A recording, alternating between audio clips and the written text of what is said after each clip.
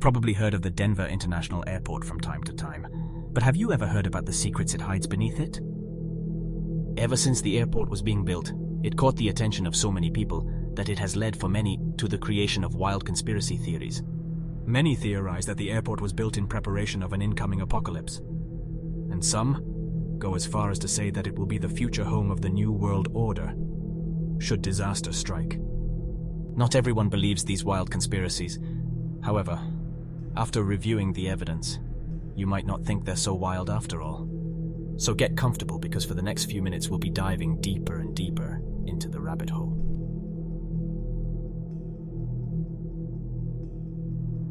From the very beginning, suspicion was in the air for the DIA, as the city of Denver had already built a fully functioning airport prior to the DIA's construction, one that was arguably more accessible to the people of Denver. On top of the confusion that the DIA already presented, residents also found themselves puzzled by the seemingly never-ending construction cycle that the airport constantly found itself in. You see, the originally scheduled deadline for the airport's completion was set for October of 1993. However, due to frequent noise complaints, as well as being under the threat of a potential lawsuit, made all construction cease for quite some time. Construction was off and on, thanks to a multitude of delays and setbacks that lasted up until its eventual completion, February 28th of 1995. So let's recap for a second. A gigantic airport gets built in a city that doesn't need it. It takes longer to build than it should have, and it costs more than it should on top of that? That doesn't sound right, does it?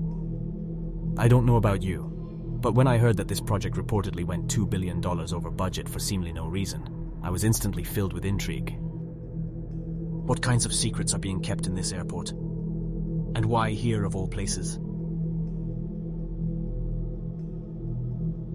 At the DIA's entrance, a massive blue protector keeps watch over the airport.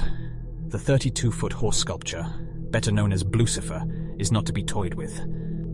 The towering blue horse with its beaming devil eyes that glow day and night, ready to greet every pilot, flight attendant, and passenger that makes a visit.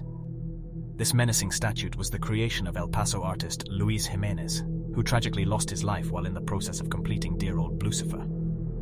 In 2006, while Jimenez was working on the statue, the head portion of the horse came loose and landed on him, severing a vital artery in his leg, causing his untimely death at the age of 65. The DIA then commissioned Jimenez's studio team, as well as his two sons, to help complete the horse, which was then later unveiled in 2008. The fashion in which Jimenez's death occurred led many to believe that this incident was in no way an accident. In fact, some believe that the horse itself is responsible for the artist's demise, and even some claim that it is cursed by dark and evil spirits. Others also believe that the horse's glowing red eyes, as well as its blue appearance, are direct references to the biblical four horsemen of the apocalypse, as prophesied in the book of Revelation. The locals gave it its nickname of Blucifer, thanks to its demonic appearance and its chilling backstory. So if you're ever visiting the DIA, do yourself a favor and avoid our friend Blucifer here at all costs. If you've ever traveled by plane and found yourself visiting the DIA for an extended period of time, you'll definitely notice that there's something off about the place. I mean, just look at the walls. Covering the walls are the large murals that adorn the DIA, and while at first glance you might not feel concerned, a closer look at all four murals, as well as a few of the comments made by the very artist who painted them, may raise a few flags for you. The first mural, titled In Peace and Harmony with Nature, features what appears to be a forest fire consuming the surrounding nature, while the children, who are at the center of the painting, panic and gather the dying animals, some even carrying a few extinct animals in glass boxes, strangely enough. Now here's where it gets really morbid. At the very bottom of the mural there are 3 large caskets, and in each lays a deceased man, woman, and child. A reoccurring pattern that you'll see in the DIA's featured works of art is the way that they're all broken up into halves. And as for the second half, well, it's usually a much brighter sight to see. The second half of our first mural features children from all over the world, coming together to celebrate humanity and nature, as they dance and live harmoniously among the animals. At this point you might start to think to yourself, okay, that was a little random, but there's no way it gets any worse than that. And to that I say, just wait on it. Because Mural 2, titled Children of the World Dream of Peace, sees a city in ruins, decimated by warfare, and at the center, a towering soldier complete with a gas mask, assault rifle, and a sword in hand has slain the dove of peace. Small children cower in fear over the decimation that has taken place, unsure of what's to come, where to run or what to do. The intensity of this depiction is overwhelming and incredibly eerie, not to mention disturbing. Perhaps most chilling in this painting is the grieving mother who cradles her now dead baby in the corner. The second half, much like the first mural, features children of the world coming together in harmony after the defeat of the soldier as two doves rest on his body. It's simply shocking, and while I do understand the message that it's trying to give, it feels strangely out of place in this public airport. After the public noticed these strange occurrences, they couldn't help but come to their own conclusions, and naturally, some came to the conclusion that the airport was built by the New World Order itself.